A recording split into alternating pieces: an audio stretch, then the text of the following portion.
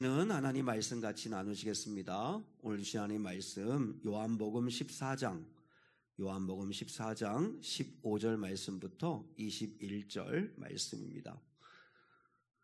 신약성경 172면 요한복음 14장 15절로 21절 말씀입니다.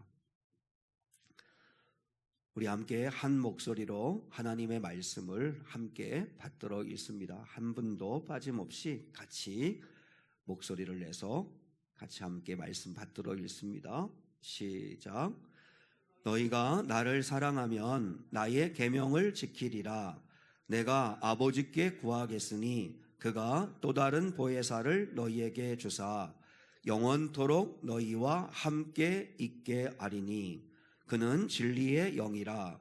세상은 능히 그를 받지 못하나니 이는 그를 보지도 못하고 알지도 못함이라. 그러나 너희는 그를 아나니 그는 너희와 함께 거하시며 또 너희 속에 계시겠음이라. 내가 너희를 고아와 같이 버려두지 아니하고 너희에게로 오리라. 조금 있으면 세상은 다시 나를 보지 못할 것이로되 너희는 나를 보리니 이는 내가 살아있고 너희도 살아있겠습니다. 그 날에는 내가 아버지 안에 너희가 내 안에 내가 너희 안에 있는 것을 너희가 알리라. 나의 계명을 지키는 자라야 나를 사랑하는 자니 나를 사랑하는 자는 내 아버지께 사랑을 받을 것이요 나도 그를 사랑하여 그에게 나를 나타내리라. 아멘. 아멘. 내 삶의 활력을 되찾는 방법, 내 삶의 활력을 되찾는 방법이라고 하는 제목 가지고 말씀을 나눌 때 여러분의 속사람이, 여러분의 마음이 정말 다시 한번 새로워지고 활력을 얻고 힘을 얻는 그런 은혜의 시간 될 수 있기를 축복합니다. 예수님은 이제 아버지께로 돌아가실 때가 되었음을 아시고 고난받으실 것을 말씀하시고 떠나실 것을 말씀하십니다. 제자들은 분리불안으로 인해서 염려하고 두려워하고 있습니다. 그 제자들에게 예수님이 요한복음 14장에서 계속 약속의 말씀을 주고 계시는 거예요. 오늘 본문에서는 예수님이 특별히 두 가지의 약속을 또 주십니다. 이 약속은 우리의 삶에 활력을 주고 우리의 삶에 힘을 주는 말씀의 약속입니다. 여러분, 우리가 신앙생활 한다는 건 약속 붙들고 사는 것이거든요. 그러니까 오늘 주시는 하나님의 예수님의 이 두 가지의 약속을 붙들고 여러분이 다시 한번 삶에 이렇게 힘을 얻는 그런 삶이 될 수 있기를 축복합니다. 첫 번째는 나를 사랑하는 자를 나도 사랑하리라고 약속하십니다. 나를 사랑하는 자를 나도 사랑하리라고 약속을 하셨습니다. 자, 우리 15절 한 번 더 같이 다시 읽을게요. 자, 15절 시작. 너희가 나를 사랑하면 나의 계명을 지키리라. 여러분, 이 말씀은 순서가 중요합니다. 순서가 우리 하나님 말씀을 볼 때마다 잘 생각하면서 봐야 되는데 너희가 나를 사랑하면, 사랑이 먼저입니다. 사랑하면 나의 계명을 지키리라. 여러분, 부부관계에도 그렇고 부모 자녀간의 관계도 그렇고 인간관계에서도 사랑하면 듣습니다. 사랑하면 상대의 뜻을 따라줍니다. 왜 안 듣죠? 왜 약속 안 지키죠? 사랑하지 않기 때문일 수도 있죠. 주님이 말씀하십니다. 너희들이 계명을 잘 지켜서 사랑받는 게 아니고 나도 너희를 사랑할 때 너희들이 하는 거 봐서 잘하면 내가 너를 사랑하리라. 그게 아니고 하나님도 예수님도 우리를 먼저 사랑하셨고 또 우리도 너희가 나를 사랑하게 되면 그러면 나의 계명을 지키리라. 이렇게 말씀하셨죠. 그러니까 우리가 힘써야 될 거는 뭐냐면 하나님의 사랑을 알고 하나님을 사랑하는 일에 힘써야 한다는 것입니다. 바라건대 우리 사랑하는 성도들의 삶에 하나님을 향한 사랑, 이 사랑이 다시금 회복되고 넘쳐날 수 있기를 축복합니다. 하나님이 그러면 우리를 어떻게 사랑하셨는가를 알아야 되죠. 하나님의 사랑을 알아야, 그래야 우리가 하나님이 나를 이렇게 사랑하셨구나, 그래서 나도 하나님을 사랑해야 되는구나 하는 걸 깨달아야, 하나님을 사랑하게 되면 하나님이 하시라고 하시는 말씀 계명을 우리는 얼마든지 지킬 수 있다라고 하는 겁니다. 나는 왜 이렇게 하나님 말씀을 못 지킬까? 나는 왜 이렇게 순종이 잘 안 될까? 그걸 염려하지 말고 우리가 무엇보다 먼저 해야 될 일은 사랑을 회복하는 것입니다. 사랑하게 되면 기쁘게 할 수 있다는 거죠. 하나님이 우리를 어떻게 사랑하셨는가? 가장 대표적인 말씀 중에 하나가 로마서 5장 8절과 10절입니다. 자, 로마서 5장 8절 먼저 한번 볼까요? 주보에 있어요. 시작. 우리가 아직 죄인 되었을 때에 그리스도께서 우리를 위하여 죽으심으로 하나님께서 우리에 대한 자기의 사랑을 확증하셨느니라. 우리가 아직 죄인 되었을 때, 보세요.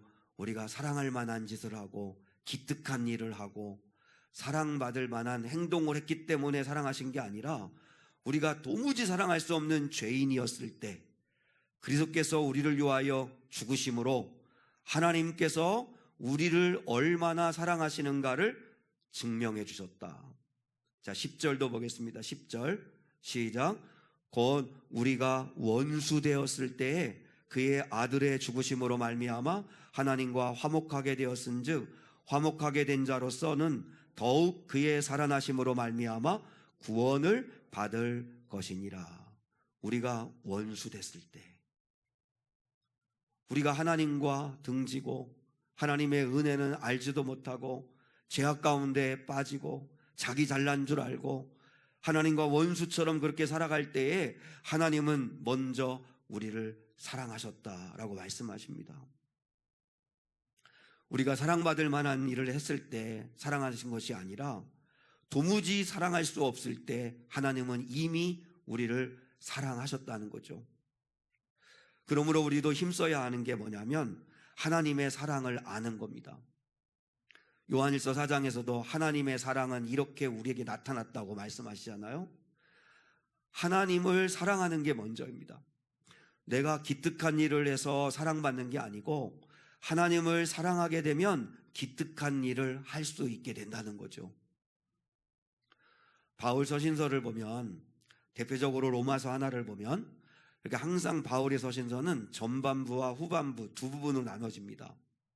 로마서 같은 경우를 예를 들면 1장부터 11장까지가 전반부, 12장부터 16장까지가 후반부입니다. 그런데 후반부를 딱 펼치면, 12장의 말씀을 딱 펼치면 그때부터 너희는 이렇게 살아라. 그래서 계속 말씀을 읽어보면 진짜 부담되는 말씀이 많습니다. 원수를 갚지 않는 것에서 더 나가서 원수를 위해서 기도하고 원수를 사랑해라. 그리고 악을 선으로 갚아라. 악을 악으로 갚지 말고 또 선을 악으로 갚는 건 더 나쁘고 너희는 악을 선으로 갚아라. 이런 이야기를 합니다. 너무 부담스럽죠. 어떻게 이렇게 살 수 있어? 이런 마음이 들죠. 그런데 1장부터 11장까지 전반부에서는 뭘 이야기하냐면 하나님이 우리를 어떻게 사랑하셨는가, 우리가 어떻게 구원을 받을 수 있는가, 구원받은 자들에게 하나님이 약속하신 신령한 하늘의 복이 뭔가 계속 이야기를 하고 계세요. 그리고 난 다음에 이런 사랑을 받은 너희이기 때문에 너희가 이 사랑을 믿고 예수를 믿는다면 그러면 이렇게 살아야 된다. 그러면 전혀 부담이 없습니다. 여러분, 하나님께서 애굽에서 율법을 주신 게 아니잖아요. 애굽에서 출애굽시키기 전에 율법을 주시고 너희들 이거 지키며 지킬 수 있겠냐? 그러면 나를 따라와라. 이렇게 하지 않으셨잖아요. 모세를 통해서 어린 양의 피로 일방적으로 구원해 내시고 난 뒤에 시내산에 와서 이제 광야길을 출발할 때, 가나안 땅을 향해 출발할 때 하나님의 백성답게 살아달라고 그때 율법을 주신 거잖아요. 먼저 구원하시고 애굽에서 건져내시고 그리고 난 다음에 시내산에서 율법을 주세요. 율법만 놓고 보면 613가지 하라 하지 말라는 말씀이 얼마나 많은지 너무 부담스럽다, 너무 힘들다 라고 이야기하고, 주님은 것을 2계명으로 줄여주셨지만 그러나 사랑한다는 게 너무너무 힘들다 말할 수 있겠지만 내가 어떤 사랑을 받았는가를 알면 우리는 얼마든지 그 말씀에 순종할 수 있게 된다는 거예요.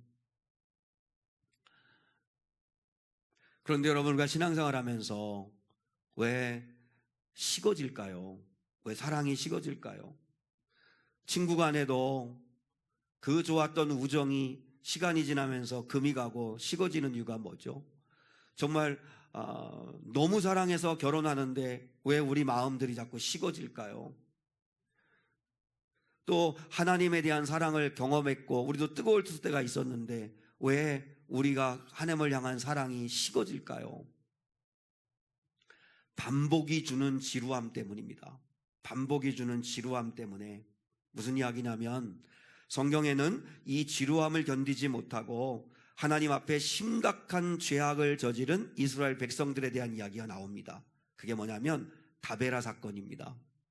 다베라 사건의 이 반역 사건은 뭐냐면 고기 먹고 싶다 이러면서 이제 원망하기를 시작한 건데, 이 사건의 발단이 뭐냐면 매일 먹는 음식인 만나에 대한 실증입니다. 만나에 대한 실증. 이 만나에 대한 실증, 매일매일 반복되는 이 만나에 대한 지루함, 이 실증이 불평을 낳았고 원망을 낳고 더 나아가 하나님에 대한 불신까지 갔습니다. 여러분, 처음에 만나를 먹을 때는 어떤 사람도 만나에 대하여 불평할 거라고는 상상도 못했어요.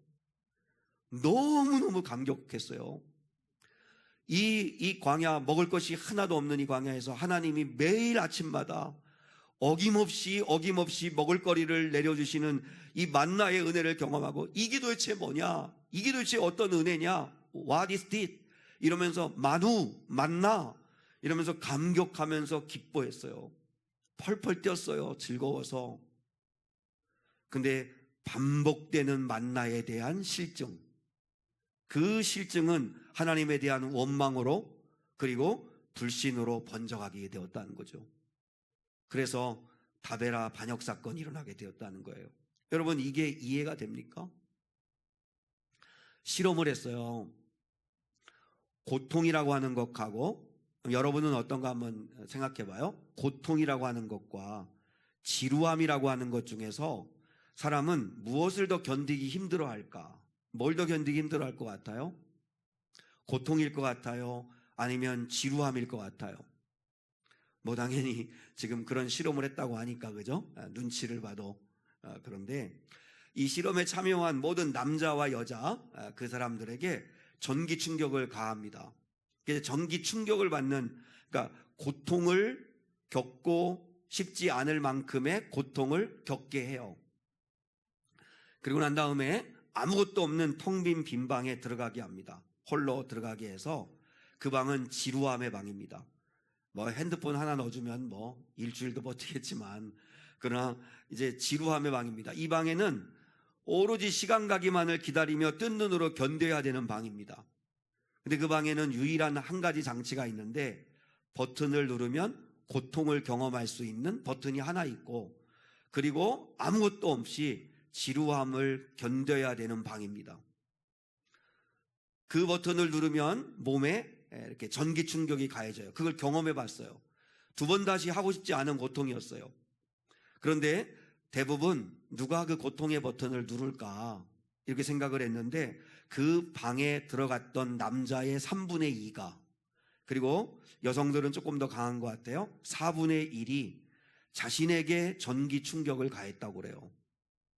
그러니까 그만큼 지루함을 견디지 못해 한다는 거죠. 여러분, 우리가 뜨거울 때가 있습니다. 뜨거울 때가 있었죠. 그런데 일상의 지루함이 어느 순간에 식어지고 그 실증으로 바뀌는 일들이 얼마나 많이 벌어집니까? 어떻게 해야 우리가 그러면 다시 이 식어진 사랑을 회복할 수 있고 이 활력을 다시 되찾을 수 있을까요? 하나님을 향한 사랑도 마찬가지고 여러분의 인간관계 속에서 아니 삶을 대하는 여러분의 마음이 어떻게 해야 다시 살아날 수 있을까요? 먼저 주머니를 잘 활용하라는 것입니다. 무슨 말이냐면 탈무드에 보면 그런 이야기가 있습니다. 제가 수요일 시간에 말씀을 드렸었는데 우리 생각 속에는 두 가지의 주머니가 있대요. 하나는 기억의 주머니, 하나는 망각의 주머니가 있다고 합니다. 다 들어보셨죠? 근데 어떤 사람은 인생이 풍성해지고 어떤 사람은 왜 인생이 무너질까? 그 주머니를 거꾸로 쓰고 있기 때문에 그렇다는 거죠. 잊어야 할 상처, 아픔, 과거, 후회 이런 것들을 기억의 주머니 속에 집어넣어 놓고 살더라는 거예요. 그리고 진짜 기억해야 될 은혜, 감사, 기뻐해야 할 일, 고마움 이런 것들은 망각의 주머니에다 집어넣어 놓고 생각하지 말아야 할 거는 계속 생각하고 생각해야 할 것, 기억해야 할 것은 다 잊어버리는 거꾸로 살더라는 거예요. 거꾸로. 그래서 매번마다 인상 쓰고 불평하고 원망하고 그렇게 하더라는 거예요. 주머니에 뭘 담을까는 우리가 의지로 결정할 수 있다는 거예요. 여러분, 기억의 주머니에는 뭘 넣어야 될까요? 하나님의 은혜, 내가 그동안 받은 사랑, 말씀의 약속, 받은 기도 응답, 나를 붙들어준 순간들, 감사한 일들, 그런 것들을 차곡차곡 기억의 주머니에 담으셔야 합니다. 시편의 기자는 내 영혼아 여호와를 송축하며 그의 모든 은혜를 잊지 말지어다. 여러분, 신명기에서 민수기에서 계속 하나님 강조하는 게 뭐예요? 기억하라, 기억하라. 기념하라는 게 뭐예요? remember, 기억하라는 거잖아요. 잊지 말고 기억해라. 뭘 기억해요? 상처 기억해요? 저 사람이 나한테 한 쓴소리 기억하라는 거예요? 아니에요. 하나님의 사랑, 하나님의 은혜, 광야를 어떻게 너희가 통과해 왔는지, 이 작은 이스라엘 백성들이 어떻게 그 대적들을 이겼는지, 하나님이 어떤 일들을 내 인생 가운데 펼치셨는지 그걸 기억하라. 기억하라. 그리고 망각의 주머니에는 뭘 집어넣어야 되죠? 상처, 억울함, 서운함, 남의 허물, 내 자랑 이런 것들을 여러분 다 집어넣고 그건 잊어버리셔야 돼요. 내가 뭘 했다. 내가 뭘 잘했다. 당신 때문이다. 어떻게 그럴 수 있느냐? 여러분, 진짜 우리가 못됐죠. 오늘 들은 말씀 돌아서면 잃어버리면서 그러면서도 몇 년 전에 누가 했던 그 상처되는 말 한마디는 뼛속까지 새겨놓고 기억하고 그래서 그것 때문에 속상해하고 그 사람하고는 말도 안 하려고 하고 그러면서 여러분 살아갈 때가 얼마나 많아요. 참된 신앙이라는 게 뭐냐? 참된 신앙은 기억을 잘하는 겁니다. 동시에 망각도 잘하는 겁니다. 잊어야 할 건 빨리 잊어버리고 털어버릴 건 빨리 털어버리고 잊지 말아야 할 것은 잊어버리면 안 돼요. 여러분, 신앙의 무서움이라는 게 뭔지 알아요? 성령 받고 내가 은혜 받고 응답 받고 그 뜨거움과 사랑이 평생 갈 것 같은데 만나 앞에서 펄펄 뛰며 기뻐하던 이스라엘 백성들이 지루함 앞에서 실증을 느끼고 하나님을 향하여 원망 불평하듯이 하나님의 은혜가 무뎌진다는 거예요. 하나님의 은혜가 무감각해지고 무뎌진다는 거예요. 이게 얼마나 무서운 신앙의 병인지 몰라요. 그래서 어느 순간에 감사보다는 원망이 나오고 하나님의 은혜는 매일매일 반복되어지는 일상 속에 있는데 그 은혜는 보지를 못해요. 여러분, 오늘 이 시간에 여러분의 눈을 하나님이 열어주시기를 축복합니다. 여러분, 두 발로 걸어서 교회에 오셨다면 기적 속에서 우리가 살아가고 있는 거 아닙니까? 다른 데 가지 않고 지금 이 시간에 교회에 와서 예배를 드리고 있다면 여러분, 이건 놀라운 기적 아닙니까? 제가 어머니 집에 물건을 좀 사러 가느냐고 슈퍼에 갔는데 이렇게 슈퍼에 계산하려고 줄을 서 있는데 그분은 온 몸의 피부에 종기 같은 것들이 다 퍼져가지고 그러면서 그분이 하는 이야기가 이렇게 보기만 해도 너무 흉측스러울 만큼 머리부터 발끝까지 이 피부가 완전히 망가지셨어요. 근데 그분이 이렇게 물건을 들고 있으면서 하는데 말 한마디 하시는데 어제도 한숨도 못 잤다고. 근데 그러면서 집에 오는데 야, 이렇게 피부가 좀 새카마면 어떻고 좀 기미가 좀 있으면 어떻고 이만 해도 감사하다. 그런 마음이 절로 들더라고요. 얼마나 힘드실까, 얼마나. 그리고 사람들 앞에도 서지도 못하고. 여러분, 먹을 수 있다는 거, 잠을 잘 수 있다는 거, 가족이 있다는 거, 내가 누울 수 있는 집이 있다는 거, 우리 일상 속에서 하나님이 엄청난 많은 기적들을 감추어 주셨는데 우리는 다 눈이 닫혀가지고 알지를 못해요. 제가 사용하는 방법이 하나 있습니다. 결혼 생활을 하다 보면 여러분 뭐 저만 그런 게 아니라 여러분도 상대가 미울 때가 있고 서운할 때가 있죠. 권사님도 그러신 적 있죠. 그 집사람이 너무 미울 때도 있고 어떻게 저렇게 말을 할까 싶을 만큼 당장 정말 그냥 끝내고 싶다 이런 마음이 뭐 저쪽에서는 더 들겠지. 저쪽에서야 뭐 더 들겠지만 그런 마음이 드는데 근데 그때마다 제가 쓰는 방법이 뭐냐면 서운한 거, 상처되는 거 그런 거는 빨리 잊어버리고 근데 그게 감사해요. 빨리 잊어버리고 얼른 생각하는 게 뭐냐면 고마운 거. 그래도 저 사람이 잘하는 거 있어서 곁에서 고생하는 거 생각하면 원망이 쑥 들어가더라고요. 제가 성도들을 이렇게 섬길 때도 여러분도 저를 대할 때 이렇게 하시면 좋겠는데 왜 아쉬움이 없어요? 왜 저렇게밖에 못하실까? 왜 저렇게 하지? 하고 성도들한테 서운할 때도 많고 그리고 또 좀 더 잘했으면 좋겠다고 아쉬울 때도 많은데 그때마다 저는 어떻게 하냐면 저분이 잘하는 거 그래도 성실한 거 그래도 자기 자리 지키면서 하시는 거 고마웠던 거 그거 생각합니다. 그러면 원망하는 마음 정말 씻은 듯이 사라집니다. 우리가 왜 사랑이 식어지나 하나님 아버지 앞에 사랑의 은혜를 구할 수 있기를 원합니다. 그리고 여러분 그 기억의 주머니에 좋은 걸 담으시고 망각의 주머니에 다 쓸어 담으셔서 잊고 하나님 베풀으신 은혜를 여러분이 고백하고 살아가셔야 합니다. 또 한 가지 여러분이 사랑의 활력을 다시 되찾게 하기 위해서 여러분이 부탁하고 싶은데요. 의지를 가지고 하셔야 할 게 있습니다. 새로운 것을 한번 습관을 들여보시면 어떨까요? 영적으로는 여러분이 영적으로 영혼의 활력을 얻기 위해서 저는 여러분이 매일매일이 힘들어도 새벽 기도, 새벽 예배 하시면 좋겠습니다. 이 새벽 예배가 얼마나 은혜가 되는지 몰라요. 뭐 제가 인도하는데 은혜가 된다고 하니까 좀 그런데 뭐냐면 그날 주신 말씀을 나누고 1시간 간절한 마음으로 기도하는 시간을 갖기 때문에 새벽 시간만큼 좋은 시간이 없는데 난 여러분이 여러분의 영혼을 깨우기 위해서 기도, 예배 다시 반복되는 일상 속에 영적 새로운 습관을 다시 가지십시오. 그거 하나만 꾸준하게 여러분이 지켜내잖아요. 영혼이 풍성해지고 활력이 그 통로를 통해 찾아지게 됩니다. 그리고 여러분의 자신의 성장을 위해서 무엇보다도 체력을 위해 정기적인 운동을 한번 해보시죠. 여러분의 몸에 맞는 운동을 체력이 쌓여지면 체력이 길러지면 그러면 여러분의 삶을 대하는 태도도 활력이 넘쳐나갈 수 있을 거라고 생각합니다.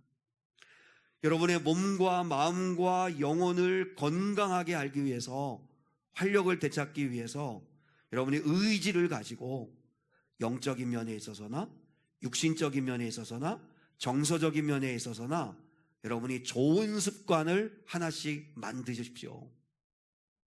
그러면 하나님이 그걸 통해서 내게 숨을 불어넣어 주시고 활기를 되찾을 수 있는 은혜를 주십니다. 여러분한테 꼭 부탁을 드립니다. 여러분 내 영혼과 마음과 육신을 잘 가꿔 보십시오. 뭐 외모를 단장하라는 뜻이 아니고 좋은 것을 막 뭐 입고 좋은 것으로 장식하라는 마음이 아니고 여러분의 영혼을 하나님과 관계를 늘 정기적으로 갖고 그리고 여러분의 마음의 평안함을 유지하고 그리고 건강을 위해 여러분이 육신을 좀 돌아보면 그게 내 삶의 에너지를 가져올 수 있게 됩니다. 자, 오늘 여러분 무엇보다도 내가 주님을 사랑하게 되면 주님은 나를 사랑하시겠다고 말씀하시는데 오늘 15절과 21절을 연결해서 여러분이 읽으셔야 합니다. 자, 먼저 15절을 한번 먼저 다시 보겠습니다. 시작. 너희가 나를 사랑하면 나의 계명을 지키리라. 이게 전제입니다. 이게 바뀌면 안 됩니다. 그 다음에 21절 시작. 나의 계명을 지키는 자라야 나를 사랑하는 자니 나를 사랑하는 자는 내 아버지께 사랑을 받을 것이요 나도 그를 사랑하여 그에게 나를 나타내리라. 21절만 가지고 있으면 오해할 수 있습니다. 나의 계명을 지켜야 사랑을 받는 거구나 이렇게 오해할 수 있는데 아닙니다. 15절이 먼저입니다. 나를 사랑하면 나의 계명을 지킨다. 나의 계명을 지킨다는 건 나를 사랑하고 있다는 뜻이다. 나를 사랑하는 자를 아버지도 사랑할 것이고 나도 그를 사랑할 것이다. 이게 주님의 약속입니다. 여러분, 하나님의 사랑을 알고 하나님을 사랑하기를 소망하고 그리고 나도 하나님을 내가 정말 사랑할 때 그때 내 삶을 사랑하게 되고 내 주변의 사람들을 사랑하게 되고 하나님을 사랑하는 활력을 되찾을 수 있다는 사실을 믿을 수 있기를 축복합니다. 두 번째, 내 삶의 활력을 되찾도록 붙잡아야 할 두 번째 약속은 또 다른 보혜사를 보내주시겠다는 약속입니다. 자, 우리 16절 한번 볼까요? 16절 시작. 내가 너희에게 주사 영원토록 너희와 함께 있게 하리니. 어느 분은 보혜사라는 말을 들었을 때 절집인가 그랬대요. 여러분, 보혜사는 절집은 아닙니다. 보혜사라고 하는 건 오늘 이 16절 한 절 말씀에 삼위일체 하나님이 다 나타나 있습니다. 내가 아버지께 구하겠다고 그랬죠. 내가는 예수님이죠. 예수님이 하나님 아버지 성부 하나님께 구하겠다는 거예요. 뭘 구하겠다는 거예요? 내가 아버지께 구해서 또 다른 보혜사를 너희에게 보내달라고 구하겠다는 거예요. 그러면 그분은 영원토록 너희와 함께 있겠다는 거예요. 그러면 예수님이 구하여 보내시겠다는 또 다른 보혜사는 누구죠? 성령님이시죠. 그러면 성부 하나님, 성자 예수님, 성령님이 다 나타나는 삼위일체 하나님의 증거가 되는 말씀이 오늘 16절입니다. 근데 여기 보면 예수님이 이렇게 말했잖아요. 다른 보혜사를 보내주겠다. 그러면 이 말 속에는 예수님이 보혜사라는 거예요? 아니라는 거예요? 당신도 보혜사라는 뜻이죠. 내가 보혜사로 왔는데 또 다른 보혜사를 보내주겠다고 이렇게 말씀하시는 거예요. 여러분, 또 다른이라고 하는 말이 알로스라고 하는 헬라어인데 이 알로스라고 하는 말이 무슨 말이냐면 본질은 같은데 방식은 다른, 본질은 하나인데 사명이 다른 이라고 하는 다른이라는 의미입니다. 그러니까 본질은 하나예요. 본질은 하나인데 그런데 방식이 달라요. 일하시는 방식이 다르고 그리고 그분들이 하시는 일이 달라요. 본질은 하나인데 사명이 달라요. 그래서 예수님은 나도 보혜사로 너에게 왔지만 내가 아버지께 구하여 또 다른 보혜사를 너희에게 보내주겠다고 말씀하신 거예요. 보혜사, 이게 헬라어로 파라클레토스잖아요. 파라클레토스는 옆에서 같이 걷는 자, 곁에서 변호해 주는 자, 곁에서 나를 돕는 자, 이게 보혜사 파라클레토스입니다. 파라클레토스. 예수님이 아버지께 구해서 보내주실 성령님은 우리와 함께 하시며 나를 도와주시는 분, 나를와 영원토록 함께 하시는 분, 나를 함께 인생길을 걸어가 주시는 분, 이 바로 성령님이시라는 거죠. 보혜사, 보혜사는 보호할 보자, 지킬 보자, 은혜의 자, 스승사자입니다. 보혜사 성령님이 하시는 일이 뭐죠? 보혜사에 다 들어 있습니다. 우리를 지켜주시는 분, 그리고 우리에게 필요한 은혜를 부어주시는 분, 그리고 가르쳐주시고 기억나게 해주시고 알려주시고 지켜주시는 분, 그분이 바로 보혜사 성령님이시라는 거죠. 예수님도 우리를 지키시려고 오셨습니다. 예수님도 우리에게 구원의 은혜 베풀어 주시러 오셨습니다. 예수님도 끊임없이 하나님 나라를 가르쳐 주셨습니다. 그런데 성령님은 다른 보혜사로 오셔서 이 보혜사의 사명을 감당해 주시겠다고 말씀하십니다. 그러면 예수님도 보혜사시고 성령님도 다른 보혜사이신데 두 분이 가장 틀린 점이 뭐냐면 성령님은 영으로 오시는 보혜사시라는 거죠. 예수님도 같은 보혜사이시고, 그러나 예수님과 성령님이 가장 다른 방식인 건 뭐냐면 성령은 영으로 오신다는 거예요. 영으로. 여러분, 예수님은 육신으로 오셨기 때문에 시간과 공간의 제약을 받잖아요. 그래서 예수님을 만나고 싶어도 동시에 다 만날 수가 없어요. 왜냐하면 예수님은 육신을 가지고 계시니까 공간과 시간의 제약을 받아요. 근데 성령님은 영으로 오셨기 때문에 시간과 공간의 제약을 받지를 않아요. 그래서 원하는 사람은 동시에 누구나 다 성령님을 만날 수 있다는 거예요.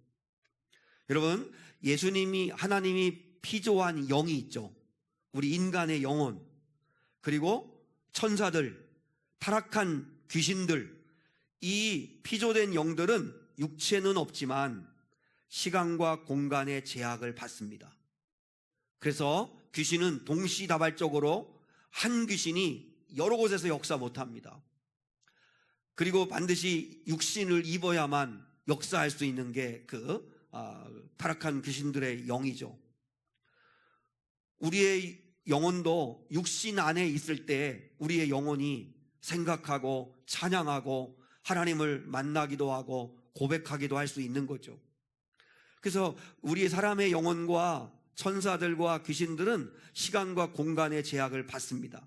그러나 성령은 삼위일체의 하나님이시기 때문에, 영으로 계시기 때문에 공간의 제약을 받지 않으십니다. 시간의 제약을 받지 않으십니다. 그래서 누구든지 원하기만 하면 어디에서도 어떤 시간에도 성령은 우리를 만나주시는 분이시라는 거죠. 그래서 예수님이 다른 보혜사를 보내주시겠다고 말씀을 하시는 거예요. 지금까지는 너희가 나를 만나고 싶어도 만날 수 없었지만, 그러나 이제는 성령님은 그렇지 않으시다는 거죠. 그래서 성령 하나님이 어떤 일을 하시는지를 성령님에 대해서 분명하게 알라고 16절로 18절에서 말씀하셨는데, 자, 먼저 16절 먼저 보겠습니다. 16절 다시 한번 시작. 내가 아버지께 구하겠으니 그가 또 다른 보혜사를 너희에게 주사 영원토록 너희와 함께 있게 하리니. 다윗도 사울도 삼손도 모세도 다 성령님이 함께 하시다가 또 어느 순간 때가 되면 떠나가셨다가 다시 오셨다가 그렇게 하셨습니다. 그런데 이제 오순절날 주님이 약속하시고 보내신 성령님은, 지금 와 계신 성령님은 영원토록 너희와 함께 있겠다는 겁니다. 성령님의 첫 번째 특징은 영원토록 너와 함께 한다. 두 번째 성령님의 특징은 17절 시작. 그는 진리의 영이라 세상은 그를 받지 못하나니 이는 그를 보지도 못하고 알지도 못함이라. 그러나 너희는 그를 아나니 그는 너희와 함께 거하시며 너희 속에 계시겠습니다. 성령은 무슨 영이라고요? 진리의 영이십니다. 성령님이 믿게 해주시는 거예요. 성령님이 가르쳐 주시는 거예요. 성령님이 알게 해주시는 거예요. 기억나게 해주시는 거예요. 세상 사람들은, 믿지 않은 사람들은 죽었다 깨나도 성령님을 모릅니다. 알지도 못하고 보지도 못하고 만나지도 못합니다. 그러나 예수를 믿는 사람에게는 그 믿음 자체를 성령님이 일으켜 주셨기 때문에 이미 성령이 내 안에 와 계신 겁니다. 성령을 만난 사람은, 성령님은 영원토록 우리와 함께 하시는데, 근데 오늘 17절에서 마지막 부분에 그 성령님은 어디에 계시다고 그래요? 너희 속에 계시겠습니다. 그래서 우리가 흔히 이렇게 가슴을 여기다 대면서 성령님이 내 마음 안에 계시다고, 내 심령 안에 있다고 이렇게 우리가 표현을 하는 겁니다. 내 안에, 내 영혼 안에 우리와 함께 계시겠다고 말씀을 하십니다. 그러면 성령님이 오셔서 하시는 가장 중요한 사역이 뭐예요? 성령님이 오셔서 가장 중요한 사역 18절입니다. 18절 시작. 내가 너희를 고아와 같이 버려두지 아니하고 너희에게로 오리라. 할렐루야. 여러분, 성령님은 우리를 고아처럼 혼자 버려두지 않으시려고 오셨다는 것입니다. 성령을 사모하는 자는, 성령님을 구하는 자는 누구도 혼자 두지 아니하시고 다 우리와 함께 영원토록 함께 하시기 위하여 오셨다는 것입니다.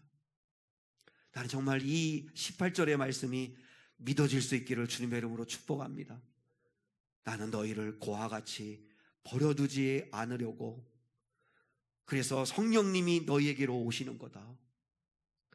그분을 사모하는 자, 그분을 의식하고 그분을 구하는 자는 누구든지 그분은 너희 속에서 영원토록 너와 함께 할 것이다. 그리고 그분은 보혜사시다. 지켜주시고 필요한 은혜 주시고 가르쳐 주시고 기억나게 해주시고 내 길을 인도해 주시는 성령님이시다. 여러분, 이 성령 하나님에 대하여 정말 우리가 눈이 열리셔야 합니다. 인간이 겪는 가장 큰 고통을 단절의 고통이라고 합니다. 배신의 고통이죠. 배신의 고통. 그래서 107세의 철학자인 김영태 교수라고 하는 분은 지금 107세를 사셔가시는데, 내가 100년을 살아보니 하면서 107세 되신 철학자인 이분이 내 인생에 가장 잔인한 스승이 있는데, 6명의 스승이 있는데, 그 가운데 이제 이런 스승은 만나면 안 되는데, 그 가운데 하나가 뭐냐면, 내가 가장 비참하게 가난하게 몰락할 때 가장 빨리 등지고 가는 친척들, 그 친척들의 등이 내 인생의 가장 잔인한 스승이라고 그렇게 그분이 얘기했습니다. 그리고 정말 평생 함께 할 것처럼 얘기하던 친구들, 여러분 우리 예원이에서도 있고 하미도 있지만, 여러분 친구보다 성령님을 친구로 삼을 수 있기를 축복해요. 여러분 그 친구들 너무 좋은 친구들인데 영원하지는 않아. 평생 함께 할 것 같은 친구가 작은 이익 앞에서 등지는 모습이 내 인생의 잔인한 두 번째 스승이래요. 그런 데서 배운다는 거겠죠. 여러분, 인간이 느끼는 가장 큰 고통은 배신의 고통입니다. 가장 믿었던 사람에게, 가장 사랑했던 사람에게 배신당하는 고통. 여러분, 우리 주님은 다 겪어보셨잖아요. 심지어 하나님으로부터도 우리 때문에 버림받는 고통을 겪으신 분이잖아요. 그래서 주님이 마지막으로 우리에게 떠나가시면서 약속하신 게, 너희를 영원토록 혼자 두지 않겠다. 너희 인생 가운데 어떤 상황에서도 혼자 되는 것 같은 느낌이 들 수 있을지 모르겠지만, 나는 너희를 절대로 고아처럼 혼자 두지 않기 위하여 다른 보혜사를 아버지께 구해서 너희에게 성령을 보내주실 건데, 그분은 영원토록 너희와 함께 너희 속에서 너희를 버려두지 않고 함께 하실 거다.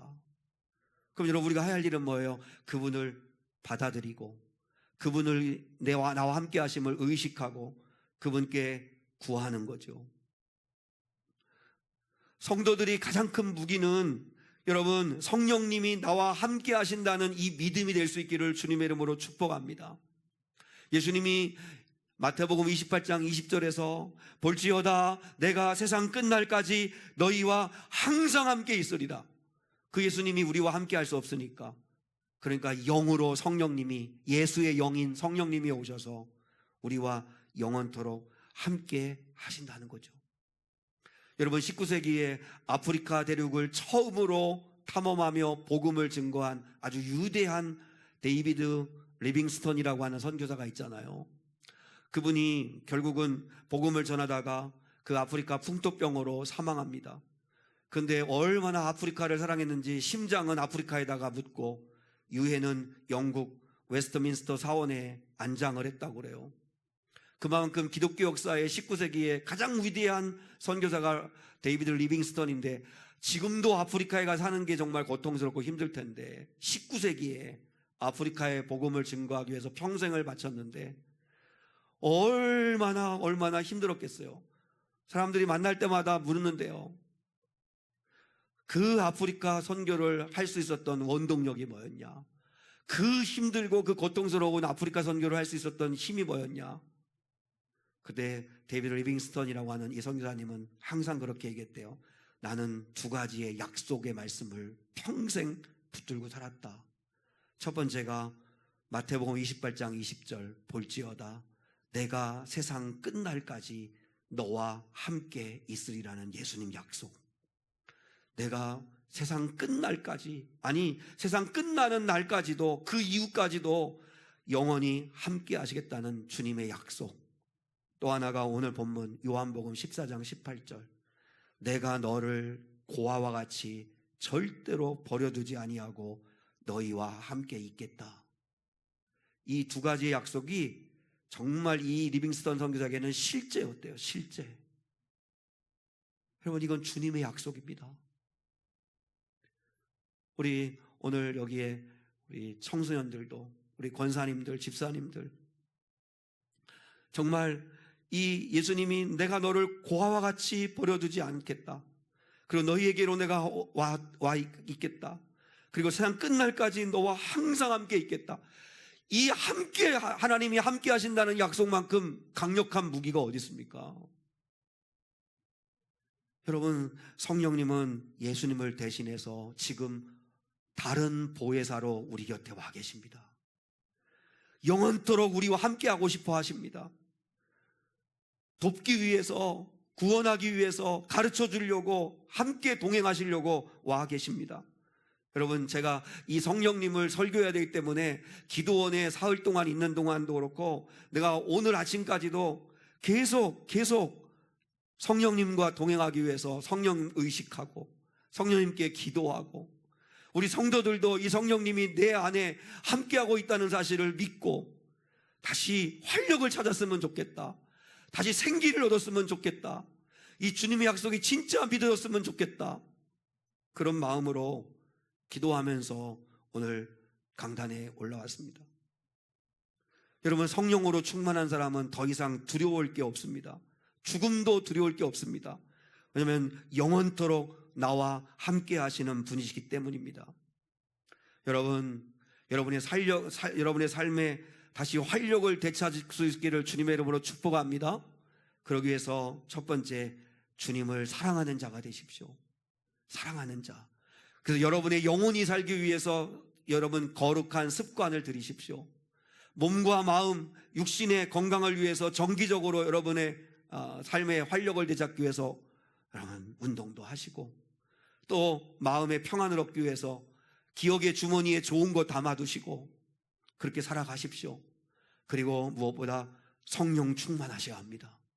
기도와 말씀을 통해서 성령으로 충만하시고 성령께 도움 구하시고 성령님께 능력 구하고 성령님께 지혜 구하고 성령님께 은혜를 구하시면 반드시 그분은 나를 고아처럼 두지 않으신 분이기 때문에 반드시 그분은 여러분 우리를 다시 회복시켜 주실 겁니다.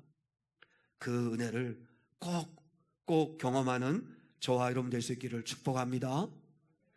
우리 결단의 찬양, 오늘 요한복음 14장 주신 말씀인데요, 우리 앞에 악보가 나오지 않으니까 여러분 핸드폰을 가지고 한번 좀 찾아서 허무한 시절 지날 때, 깊은 한숨 내쉴 때 그런 풍경 보시며 탄식하는 분 있네, 우리 같이 성령이 오셨음을 같이 함께 우리 같이 한번 찬양하겠습니다. 마음 담아서 찬양하겠습니다.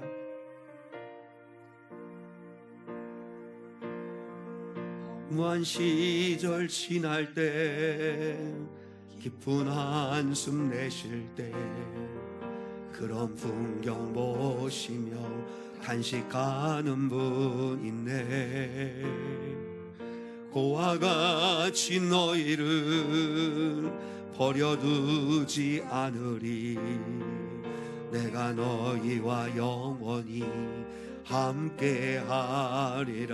억눌린 자가 진자, 억눌린 자가 진자, 자유함이 없는 자, 피난처가 되시는 성령님 계시네. 주의 영이 계신 곳에 참자유가 있다네.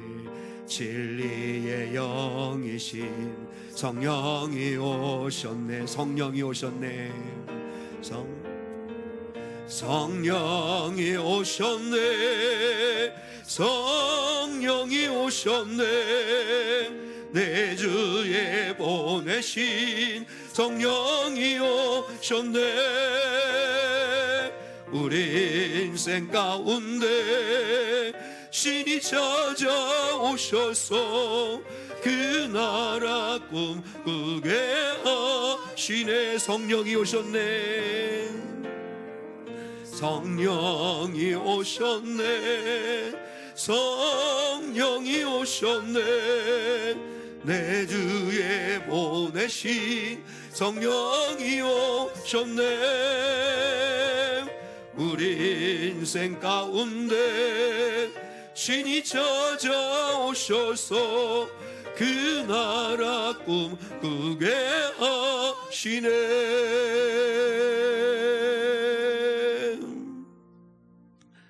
여러분, 정말로 오늘 우리 주님께서 주신 두 가지 약속의 말씀을 꼭 붙들고 한 주간은 좀 묵상하시고 그리고 찬양하시고 사모하는 저와 여러분 되어주시기를 바랍니다.